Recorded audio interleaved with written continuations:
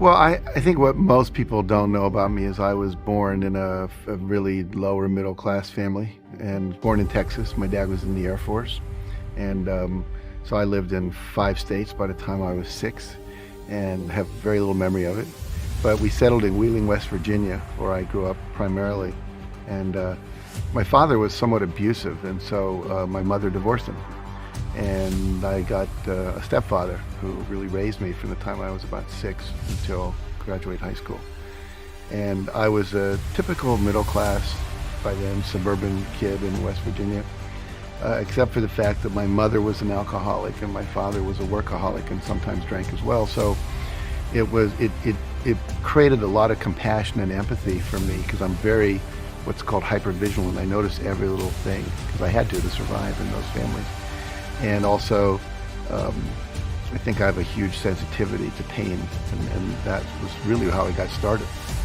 The Chicken Soup for the Soul books, which really catapulted my career, those came about when one of my students, some lecture I was giving, said, "You know that story about the puppy you just told?" And I said, "Yeah." She said, "Is that in the book anywhere?" And I said, "No." And she said, "Well, it needs to be." I said, "Why is that?" She said, "My daughter needs to read that story." "Well, just tell her the story." "I can't remember. I need to see it in the book." When you're a kid, you have an impulse to act, you act.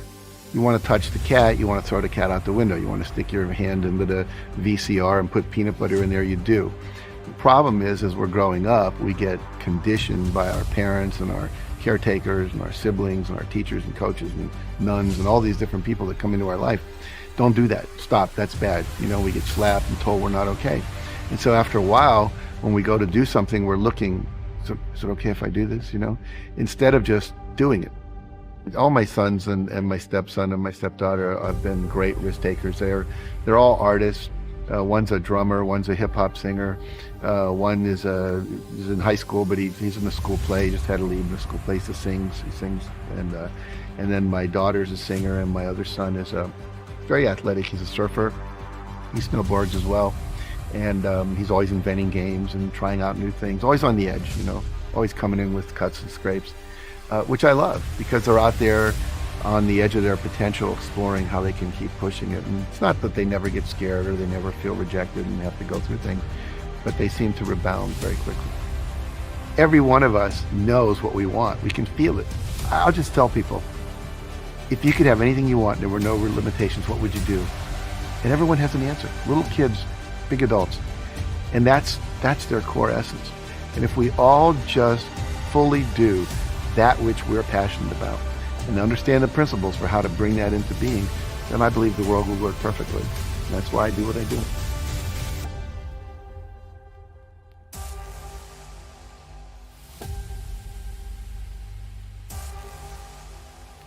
Thank you very much. Well, it's a pleasure to be here and to share these ideas with you and really help you take your life to the next level, which is what we all want to do, or we wouldn't come out to these kind of events.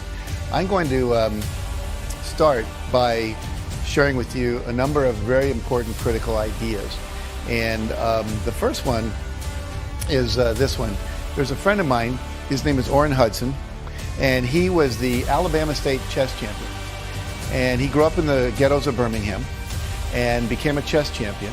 And he was the #1 Cadillac dealer and became a professional speaker. And I was talking to him, we were having lunch together down in New Orleans, and it was at a professional speakers convention, and we were talking about my new book, The Success Principles, was about to come out. And he said, to me, success is like knowing the combination to a lock.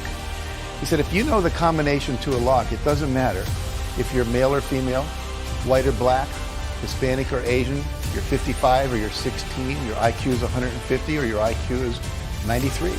If you know the combination, the lock has to open. And the problem is, most of us are going through life and we don't know the combination. We maybe have 3 of the 4 numbers we need, but we don't have them all. And so the idea is that what I've spent 30 years of my life doing was researching what is the combination to the lock.